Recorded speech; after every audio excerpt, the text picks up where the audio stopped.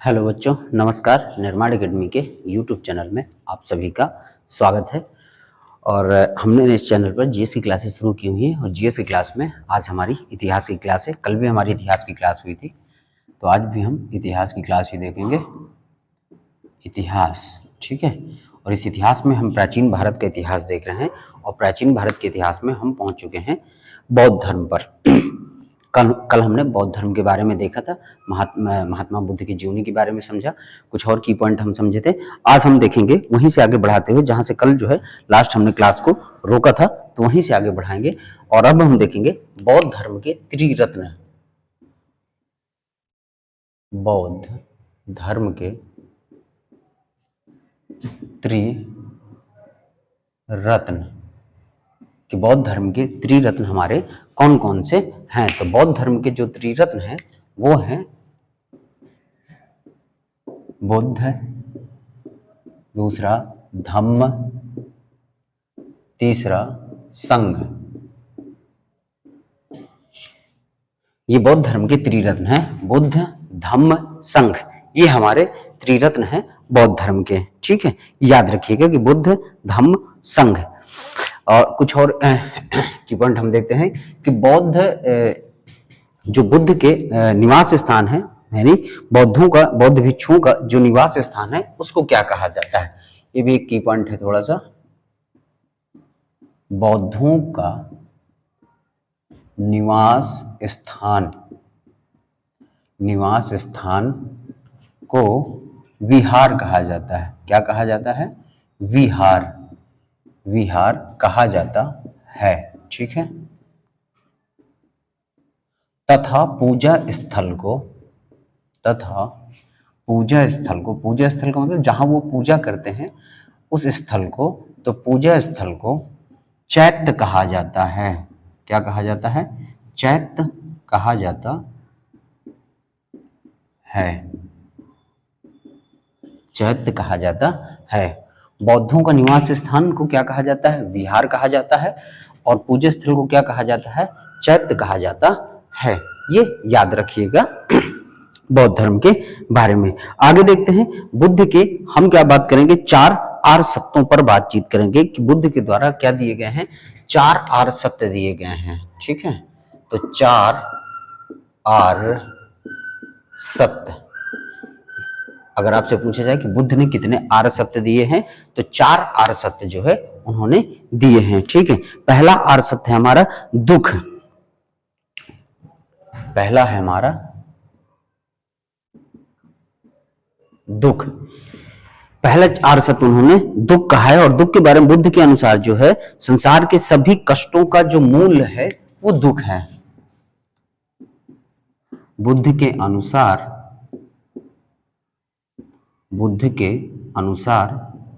संसार के सभी कष्टों का मूल दुख है। सभी कष्टों का मूल क्या है? दुख है। याद रखिएगा कि बुद्ध के अनुसार संसार के सभी कष्टों का मूल क्या है? दुख है। ये उन्होंने दुख के बारे में बताया है, ठीक है। दूसरा उन्होंने क्या दिया? दूसरा उन्होंने दिया दुख समुदाय।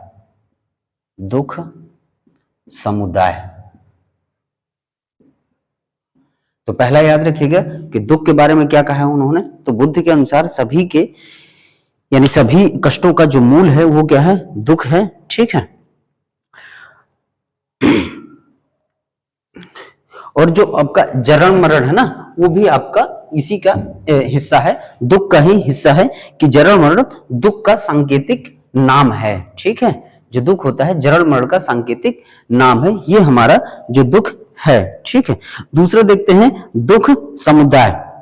तो दुख समुदाय देखिए सीधा सा कहा गया है कि प्रत्येक वस्तु का कोई ना कोई कारण अवश्य होता है। प्रत्येक वस्तु का कोई ना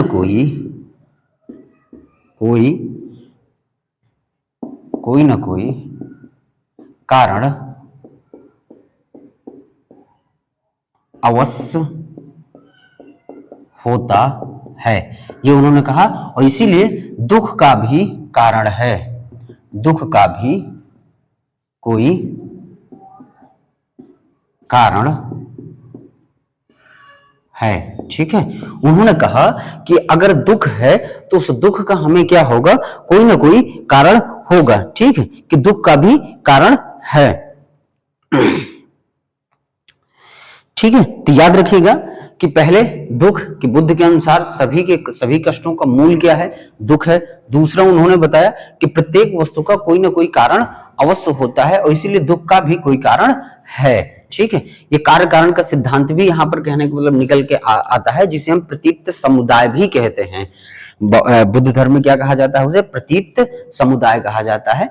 तो याद रखिएगा कि ये हो गया हमारा दुख समुदाय, नोट कर लीजिएगा। आगे बढ़ते हैं, तीसरा है दुख निरोध, तो नोट कर लीजिएगा। ठीक है, मैं तो कह रहा हूं मेरे साथ लिखते हुए चला करिए, तो आपको जो है फटाफट याद भी होता चला जाएगा। पढ़ते चलेंगे, लिखते चलेंगे तो आपको बहुत जल्दी याद हो जाएगा। और क्लास आपको कैसी लगी बच्चों, कमेंट बॉक्स में हमें जरूर बताइएगा। साथ ही साथ वीडियो को लाइक करिएगा और शेयर करिएगा अपने मित्रों के साथ। आइए, तो हमने जाना कि दुख संसार के सभी कष्टों का जो मूल है वो क्या है, दुख है। और दूसरा हमने देखा कि दुख समुदाय यानी दुख का भी कोई ना कोई कारण है। तीसरा है कि दुख निरोध, तीसरा है दुख निरोध। दुख निरोध, दुख निरोध क्या कहता है, दुख निरोध हमारा कहता है कि दुख का अंत संभव है, दुख का अंत संभव है। उन्होंने कहा कि जो दुख है और उस दुख का कारण भी है। तीसरा उन्होंने कहा दुख निरोध यानी दुख का अंत क्या है, संभव है। ठीक है, इनका भी संभव है। और जो अंतिम आर्य सत्य है वो है दुख निरोध गामिनी प्रतिपदा। ये हमारा तीसरा दुख निरोध हो गया। चौथा है हमारा कि दुख निरोध गामिनी, दुख निरोध गामिनी प्रतिपदा, प्रतिपदा, ये हमारा चौथा आर्य सत्य है। और चौथा आर्य सत्य क्या कहता है कि दुख के मूल, जो दुख का मूल अविद्या के विनाश का उपाय है। ठीक है, दुख के विनाश का जो उपाय है वो अष्टांगिक मार्ग होगा। ठीक है, दुख के विनाश का मार्ग, उन्होंने दुख के विनाश का मार्ग यानी दुख को समाप्त करने का जो मार्ग दिया है उसको नाम क्या देते हैं, अष्टांगिक, अष्टांगिक मार्ग। ठीक है, यानी 8 मार्ग बताए हैं महात्मा बुद्ध ने दुख को समाप्त करने की, कि दुख की भी समाप्ति की जा सकती है। और वो अष्टांगिक मार्ग जो है उन्होंने बताए हैं। ठीक है, और वो अष्टांगिक मार्ग कौन कौन से हमारे, तो हम देख लेते हैं कि पहला है अष्टांगिक मार्ग आपका सम्यक दृष्टि। इन अष्टांगिक मार्गों को हम देख लेते हैं, अब समझ लेते हैं कि दुख को समाप्त करने का यानी विनाश का मार्ग है। और विनाश का मार्ग उन्होंने क्या दिया है, अष्टांगिक मार्ग दिया है। तो पहला हम देख लेते हैं, पहला है हमारा क्या, अष्टांगिक मार्ग में सम्यक दृष्टि, सम्यक दृष्टि। ये उन्होंने पहला अष्टांगिक मार्ग दिया है कि सम्यक दृष्टि, यानी दृष्टि आपकी क्या होनी चाहिए, विवेक दृष्टि होनी चाहिए। यानी सत्य असत्य पाप पुण्य में अंतर कर पाए आप, यानी अच्छे बुरे पर आप विचार कर पाए, देख सके, ये आपकी क्या कहलाती है कि सम्यक दृष्टि, यानी दृष्टि अच्छी होनी चाहिए। दूसरा है हमारा सम्यक संकल्प, दूसरा है हमारा सम्यक संकल्प, सम्यक संकल्प यानी संकल्प आपका अच्छा होना चाहिए। ठीक है, कि आप क्या करिए, सांसारिक बंधनों का त्याग करके निवृत्ति मार्ग का एक संकल्प लें, तो ये आपका क्या कहलाएगा, सम्यक संकल्प कहलाएगा। हम देख रहे हैं कि दुख को समाप्त करने का जो मार्ग है अष्टांगिक मार्ग, उसके हम देख रहे हैं कि 8 प्रकार के मार्ग कौन से हैं। ठीक है, चौथा है हमारा सम्यक वाणी, सॉरी तीसरा हम क्या देखेंगे, तीसरा हमारा सम्यक वाणी, तीसरा सम्यक वाणी, यानी सम्यक वाणी का मतलब प्रिय एवं सत्यवाणी बोलिए। सम्यक वाणी कि सदा प्री एवं सत्ववाणी बोलिए, ये हमारा क्या कहला देगा, सम्यक वाणी कहलाएगा। ठीक है, अगला है सम्यक कर्मांत, चौथा है हमारा सम्यक कर्मांत।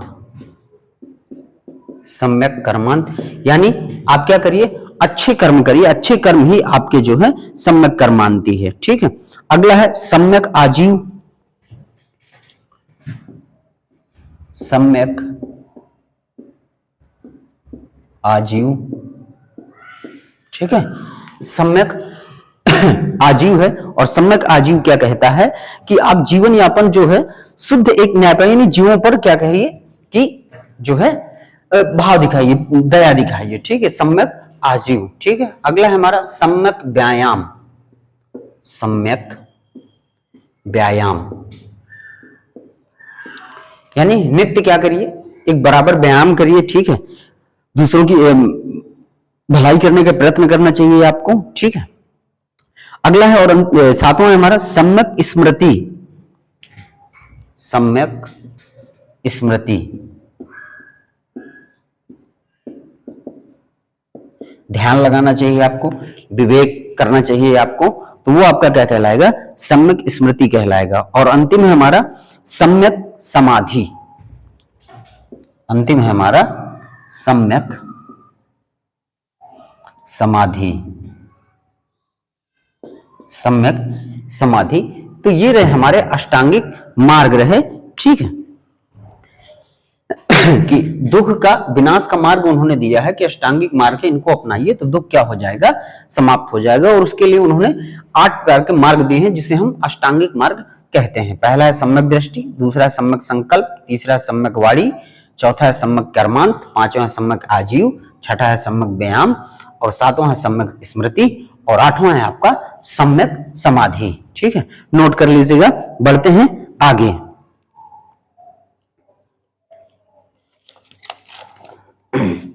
चलिए, नोट कर लिया होगा। चलिए आगे बढ़ते हैं। तो बच्चों, क्लास आपको कैसी लगी कमेंट बॉक्स में जरूर बताइएगा, और शेयर किया करिए वीडियो को।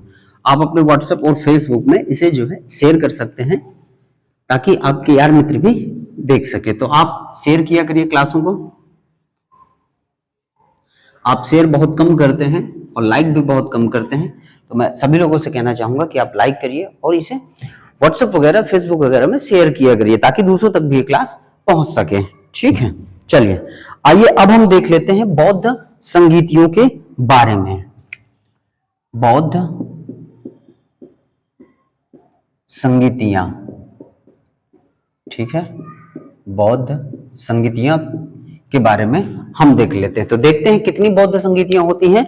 तो 4 बौद्ध संगीतियां हमारी होती हैं। ठीक है, चारों के बारे में हम जानेंगे। ठीक है, तो पहली, ठीक है, दूसरी, चारों को हम एक साथ देख लेते हैं, तीसरी और हमारी चौथी। ये 4 बौद्ध संगीतियां हैं। तो चारों बौद्ध संगीतियों को हम एक साथ देख लेते हैं। तो पहली बौद्ध संगीति का स्थल देखेंगे तो कहाँ है, पहली बौद्ध संगीति कहाँ होती है, स्थल देखेंगे तो ये होती है हमारी राजगृह में। कहाँ होती है, तो पहली बौद्ध संगीति याद रखिएगा राजगृह में होती है। ठीक है, और इसके अध्यक्ष कौन होते हैं, तो इसके अध्यक्ष होते हैं महाकश्यप। इसके अध्यक्ष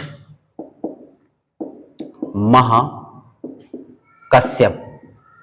तो याद रखिएगा पहली बौद्ध संगीति आपकी कहाँ होती है, राजगृह में होती है, और इसके अध्यक्ष कौन होते हैं, तो महाकश्यप होते हैं। और उस समय शासक कौन थे, तो शासक थे हमारे शासक अजात शत्रु। शासक कौन थे, अजात शत्रु। तो याद रखिएगा कि पहली बौद्ध संगीति के स्थल कहाँ, राजगृह, अध्यक्ष महाकश्यप, और शासक कौन थे, अजात शत्रु थे। और काम क्या यहाँ पर हुआ था, तो विनय पिटक एवं सूत्र पिटक का संकलन। कार्य देख लेते हैं। कार्य विनय पिटक एवं सुत्त पिटक का संकलन। तो पहली बौद्ध संगीति के अंतर्गत देख लीजिए क्या क्या होता है कि स्थल कहाँ है, राजगृह, अध्यक्ष कौन थे, महाकश्यप, शासक कौन थे, अजातशत्रु, कार्य कौन था, कार्य क्या क्या होता है यहाँ पर, तो विनय पिटक एवं सत्य पिटक का क्या होता है, संकलन आपका होता है। चलिए तो नोट करते हुए चलिएगा बच्चों, ठीक है।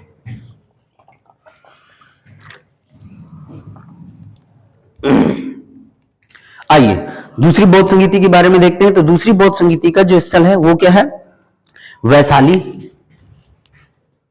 स्थल क्या है, स्थल क्या हो जाएगा, वैशाली, ठीक है। और इसके अध्यक्ष कौन थे, तो सुबुकामी, सुबुकामी, ठीक है। और शासक कौन थे, तो शासक थे आपके कालाशोक, कालाशोक। इसे काकवड़ के भी नाम से जाना जाता है, याद रखिएगा, लिख लीजिएगा। कालाशोक को हम किस नाम से जानते हैं, तो इसको जो है काकवड़ के नाम से भी जाना जाता है, ठीक है, काकवड़। और सुबुकामी को सर्वकामी के नाम से भी जाना जाता है, सर्वकामी, ठीक है, सर्वकामी।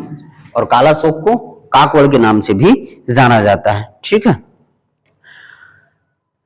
और यहां पे देखते हैं कि यहां क्या होता है, यहां बौद्ध संघ जो है फूट पड़ जाती है, ठीक है, बौद्ध संघ में फूट पड़ जाती है, ठीक, बौद्ध संघ में फूट पड़ती है। अभी देखिएगा बौद्धों का विभाजन हम अंतिम जो है देखेंगे कि वहां पर क्या होता है, बौद्ध धर्म में विभाजन हो जाता है। पर यहां पर जो क्या होता है ना, बौद्ध संघ में फूट पड़ जाती है और यहां बौद्ध भिक्षु क्या होते हैं, दो वर्गों में विभक्त हो जाते हैं। कौन कौन से, स्थिरवादी, महासंघिक,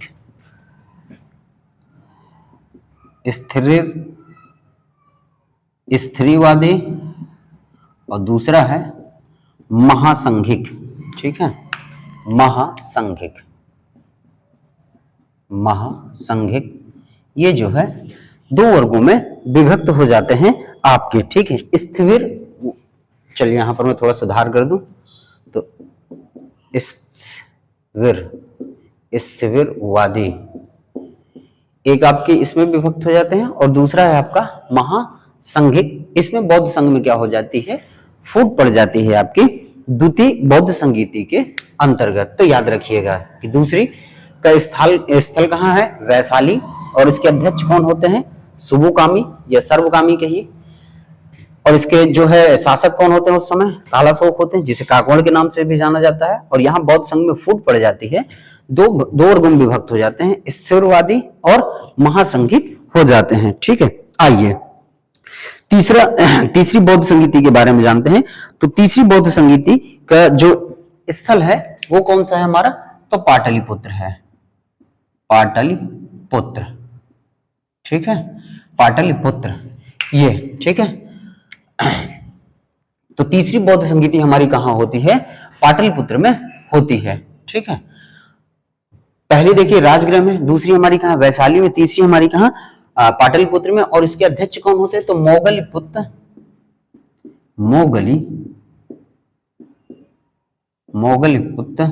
तिस्स, इसके अध्यक्ष कौन होते हैं, मोगलिपुत्र तिस्स इसके अध्यक्ष होते हैं, ठीक है। शासक कौन था उस समय, तो शासक था अशोक, शासक कौन था, अशोक, मौर्य वंश का सम्राट था कौन, अशोक था, ठीक है। अशोक आएगा, अशोक बहुत महान शासक थे, तो हम इनके बारे में पढ़ेंगे, लेकिन अभी सिर्फ हम इतना जान लें कि तीसरी बौद्ध संगीति पाटलिपुत्र में हुई थी और इसके अध्यक्ष थे मोगलिपुत्र तिस्स, और किसके शासनकाल में, अशोक के शासनकाल में। और यहाँ कार्य क्या होता है, तो यहाँ पर होता है अधिधम्ब, ठीक है, अभिधम्ब पिटक का संकलन, ठीक है, अभिधम्ब पिटक का क्या होता है, संकलन किया जाता है तीसरी बौद्ध संगीति में। तो याद रखिएगा कि तीसरी बौद्ध संगीति कहाँ होती है, तो पाटलिपुत्र में होती है। और इसके अध्यक्ष मोगलिपुत्र तिस्स और शासक कौन थे, अशोक। और यहाँ पे कार्य क्या होता है, अभिधम्ब पिटक का संकलन होता है, ठीक है। चलिए अब देख लेते हैं, अंतिम देख लेते हैं और चौथी बौद्ध संगीति देख लेते हैं, ठीक है। तो चौथी बौद्ध संगीति हमारी कहाँ होती है, कुंडलवन, और कुंडलवन ये कहाँ है हमारा, तो कुंडलवन है कश्मीर में, कुंडलवन कश्मीर, ठीक है। और इसके अध्यक्ष कौन होते हैं? तो वसुमित्र। इस संगीति के जो अध्यक्ष होते हैं वसुमित्र होते हैं। शासक कौन होते हैं? तो शासक होते हैं कनिष्क। शासक कौन होते हैं? कनिष्क। ठीक है,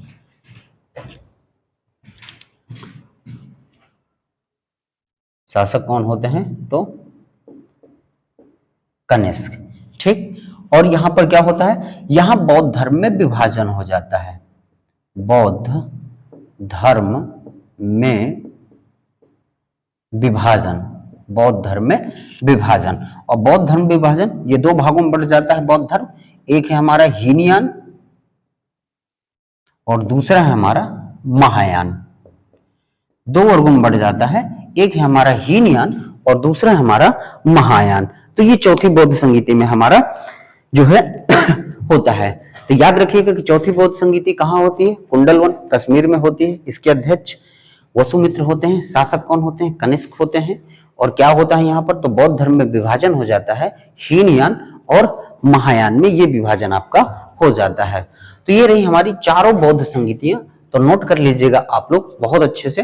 और यहाँ से क्वेश्चन पूछा जाता है, मिलान करके भी पूछ सकते हैं, अध्यक्षों का मिलान करके या शासकों का मिलान करके पूछ लिया जाता है। ये भी पूछा सकता है कि बौद्ध धर्म किस संगीति में विभाजन हो गया? तो चौथी बौद्ध संगीति में हो जाता है विभाजन। और किन दो धर्मों में? हीनयान और महायान में विभाजन हो जाता है। ठीक है, चलिए नोट कर लीजिएगा। आइए, तो नोट कर लिया होगा आपने, मैं इसको मिटा रहा हूं। तो बच्चों ये क्लास आपको कैसी लगी कमेंट बॉक्स में जरूर बताइएगा और वीडियो को लाइक करिएगा, शेयर करिएगा। आप लोग शेयर थोड़ा इस समय कम कर रहे हैं, ना ही लाइक थोड़ा सा जो है कर रहे हैं। तो लाइक करिए थोड़ा और शेयर किया करिए। व्हाट्सएप वगैरह आप जो है स्टेटस वगैरह लगाया करिए थोड़ा सा, फेसबुक में और व्हाट्सएप में, इन दोनों जगह जो है आप शेयर कर सकते हैं। वीडियो को शेयर किया करिए और शेयर करेंगे, स्टेटस वगैरह लगाएंगे थोड़ा सा, तो हमें भी मोटिवेशन आएगा कि आप जो है क्लास में इंटरेस्टेड हैं, आपको इंटरेस्ट आ रहा है पढ़ने में। ठीक है, आइए अब देख लेते हैं कि यहाँ पर देखिए चौथी बौद्ध संगीति में क्या होता है कि हीनयान और महायान दो धर्मों में बौद्ध धर्म का विभाजन हो जाता है। ठीक है, तो यहाँ पर हम देखते हैं कि वो हीनयान और महायान के बारे में हम भी समझ लेते हैं। ठीक है, तो हीनयान और महायान में क्या समझ लेते हैं कि अंतर क्या क्या है, तो इनको समझते हैं। एक तरफ हमारा हीनयान, ठीक है, हीनयान, दूसरी तरफ हमारा महायान। हीनयान और महायान देखते हैं इनमें क्या क्या अंतर होता है। तो पहला पॉइंट है हीनयान में कि ये बौद्ध धर्म का हीनयान में बौद्ध धर्म का प्राचीन रूप है। पहला है कि यह है बौद्ध धर्म का प्राचीन रूप है। बौद्ध धर्म का प्राचीन रूप है। ठीक है, यह नवीन रूप है, यानी नया रूप है। जो महायान है ये नए रूप में जाना जाता है। ठीक है, तो याद रखिएगा पहला पॉइंट हीनयान के बारे में कि यह बौद्ध धर्म का प्राचीन रूप है और महायान के बारे में कि यह नवीन रूप है। दूसरा है कि यह कठोर मार्ग है। यह कठोर मार्ग है, यह कठोर मार्ग है और इसके तहत क्या कर सकते हैं? इसके द्वारा जो है कम लोग निर्वाण की प्राप्ति कर सकते हैं। ठीक है, इसके द्वारा कम लोग निर्वाण की प्राप्ति, इसके द्वारा कम लोग निर्वाण की प्राप्ति करते हैं। ठीक है, ये याद रखिएगा कि जो हीनयान है ये बड़ा कठोर मार्ग है और इसके द्वारा जो है कम लोग निर्वाण की प्राप्ति कर सकते हैं। ठीक है, आगे देखेंगे महायान के बारे में। तो महायान हमारा क्या कहेगा कि यह सरल मार्ग है। ठीक है, यह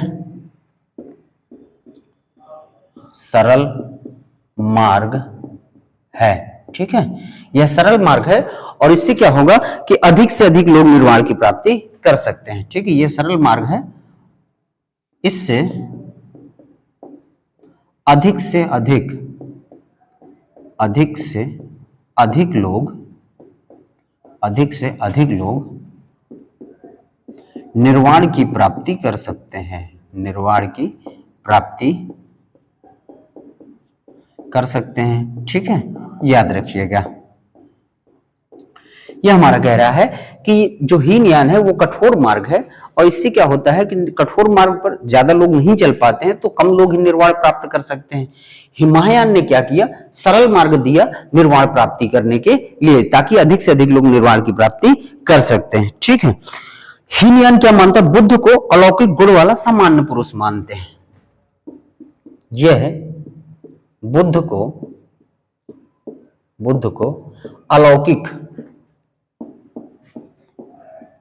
अलौकिक गुणों वाला पुरुष मानते हैं। ठीक है, अलौकिक गुणों वाला पुरुष मानते हैं। ये है हमारा कि यह है बुद्ध को, यानी हीनयान वाले बुद्ध को क्या मानते हैं, अलौकिक गुणों वाला पुरुष मानते हैं। ठीक है, पर महायान वाले ये है बुद्ध को भगवान मानते हैं, ये बुद्ध को भगवान मानते हैं। तो याद रखिएगा हीनयान और महायान में कि जो हीनयान वाले लोग हैं बुद्ध को क्या कह रहे हैं कि अलौकिक गुणों वाला पुरुष है आपका। ठीक है, वहीं आपका महायान क्या कह रहा है कि बुद्ध क्या है, भगवान है। ठीक है, चलिए अगला देखते हैं कि यहां पर चौथे नंबर पर देखेंगे हीनयान में ये क्या करते हैं, ये बुद्ध के प्रतीकों की पूजा करते हैं। ये है बुद्ध के प्रतीकों की पूजा करते हैं, जो बुद्ध के प्रतीक हैं उनकी पूजा करते हैं, कि उनके घर से निकलने का, जन्म गर्भ में आने का, तो कुछ प्रतीक हैं हम अभी देखेंगे। तो बुद्ध के प्रतीकों की पूजा करते हैं, प्रतीकों की पूजा करते हैं। ठीक है, याद रखिएगा कि जो हीनयान वाले हैं वो बुद्ध के क्या करते हैं, प्रतीकों की पूजा करते हैं। जैसे उनके प्रतीक है कुछ, जो है कि जब उनका जन्म होता है तो कौन सा प्रतीक है, मृत्यु होती है तो कौन सा प्रतीक है, ये उनके कुछ प्रतीक दिए गए हैं, तो हम जो है देख लेंगे, बाद में परेशान मत होइएगा, उनको हम देख लेंगे। ठीक है, चलिए।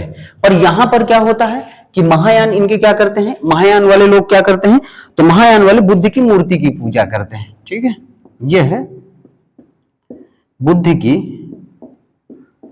मूर्ति की पूजा करते हैं, बुद्ध की मूर्ति की पूजा करते हैं। ये याद रखिएगा कि ये बुद्ध की मूर्ति की पूजा करते हैं, ये इतना अंतर है। ठीक है, आगे बढ़ते हैं। अगला है कि इनके ग्रंथ यानी हीनयान के ग्रंथ पाली भाषा में रचे गए हैं। ठीक है, इनके ग्रंथ पाली भाषा में रचे गए हैं, पाली भाषा में रचे गए हैं, पाली भाषा में रचे गए हैं। ठीक है, और इनके ग्रंथ किस भाषा में रखे गए हैं, तो इनके ग्रंथ संस्कृत भाषा में रचे गए हैं। इनके ग्रंथ संस्कृत भाषा में रचे गए हैं।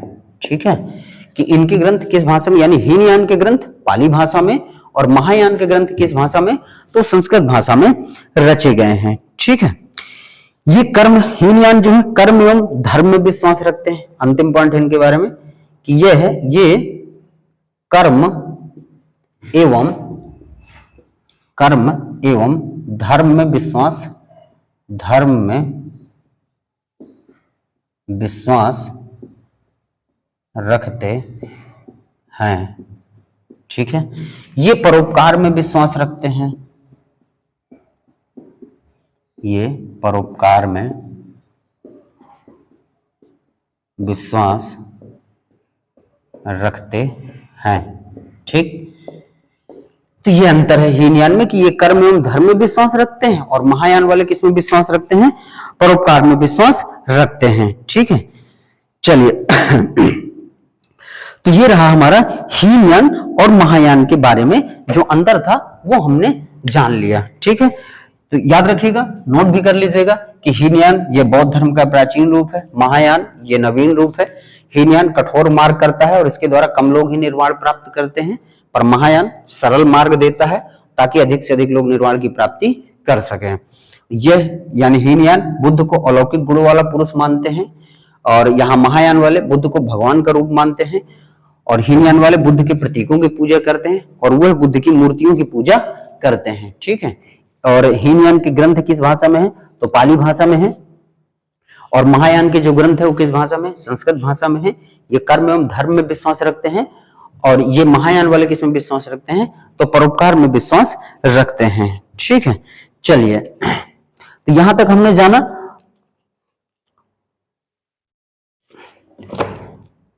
अब जो है हम अंतिम पॉइंट देख लेते हैं कि जो आपके बुद्ध से संबंधित कुछ प्रतीक जो घटनाओं से जुड़ी हुई है उनको देख लेते हैं, और बौद्ध धर्म को खत्म करते हैं। ठीक है, नोट कर लीजिएगा। चलिए, तो बच्चों क्लास आपको पसंद आ रही हो तो वीडियो को लाइक जरूर करिएगा, साथ ही साथ शेयर जरूर करिएगा। मैं बार बार आपसे कह रहा हूं, आप लोग शेयर नहीं करते हैं, ये मैं भी जानता हूं और आप भी बहुत अच्छे से जानते हैं। तो वीडियो को शेयर किया करिए, थोड़ा सा जो है व्हाट्सएप, फेसबुक इन जगहों पर स्टेटस लगाया करिए, क्लास का थोड़ा सा प्रचार प्रसार करिए। आप ही के लिए क्लास जो है चलाई जा रही है, तो थोड़ा सा प्रचार प्रसार करिए, व्हाट्सएप वगैरह में स्टेटस लगाइए, फेसबुक में जो है इसको शेयर करिए, तो मेरा भी कुछ सपोर्ट करिए आप लोग। ठीक है, तो मैं उम्मीद करूंगा कि आज से आप जो है वीडियो को शेयर करेंगे, यानी व्हाट्सएप में स्टेटस लगाएंगे, फेसबुक में भी आप इसे शेयर करेंगे। मैं उम्मीद करता हूं आप ऐसा करेंगे। चलिए आगे बढ़ते हैं। तो बुद्ध से संबंधित हम कुछ महत्वपूर्ण घटनाएं जो होती हैं और उनके प्रतीक, ठीक है, वो देख लेते हैं।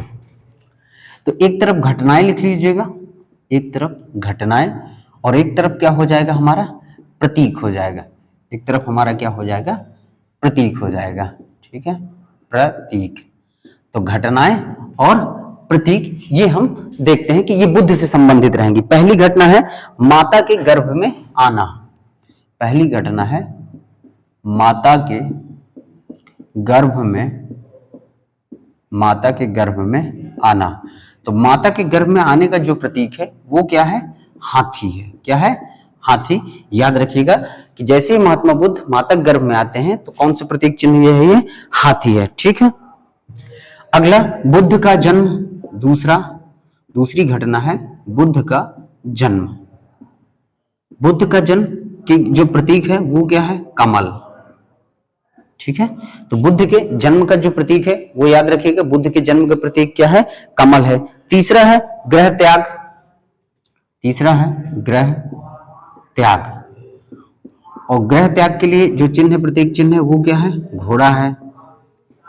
ठीक है, तीसरा जो हमारा है गृह त्याग है, उसके लिए प्रतीक चिन्ह हमारा कौन सा है? घोड़ा है। चौथा है ज्ञान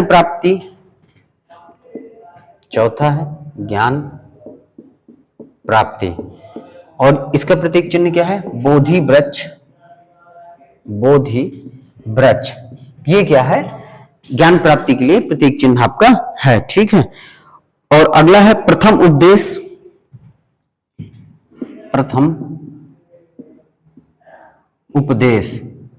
ठीक है, प्रथम उपदेश का क्या है?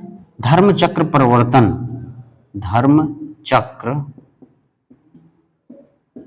प्रवर्तन। तो प्रथम उपदेश के लिए जो आपका प्रतीक चिन्ह वो क्या है?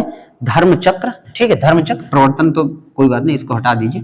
धर्म चक्र। ठीक है, जो चक्र है धर्म चक्र वो है। ठीक है, अंतिम है हमारा, अंतिम क्या है? महापरिनिर्वाण। ठीक है, हम इसे क्या कर सकते हैं? मृत्यु या महापरिनिर्वाण। ठीक है, महापरिनिर्वाण, या इसी को हम कहते हैं मृत्यु। ठीक, तो मृत्यु के लिए प्रतीक चिन्ह क्या है? स्तूप। क्या है? स्तूप। तो ये कुछ बुद्ध से संबंधित घटनाएं एवं प्रतीक चिन्हों के बारे में हमने देखा कि माता के गर्भ में आना क्या है? हाथी है। बुद्ध का जन्म कमल, गृह त्याग, घोड़ा, ज्ञान प्राप्ति, बोधि वृक्ष, प्रथम उपदेश, धर्मचक्र और महापरिनिर्वाण मृत्यु स्तूप के बारे में बताता है। तो यहां से हमारा जो है बौद्ध धर्म खत्म होता है, लेकिन अभी हम जैन धर्म और बौद्ध धर्म के कुछ एमसीक्यू के माध्यम से कुछ और अभी क्लासें करेंगे।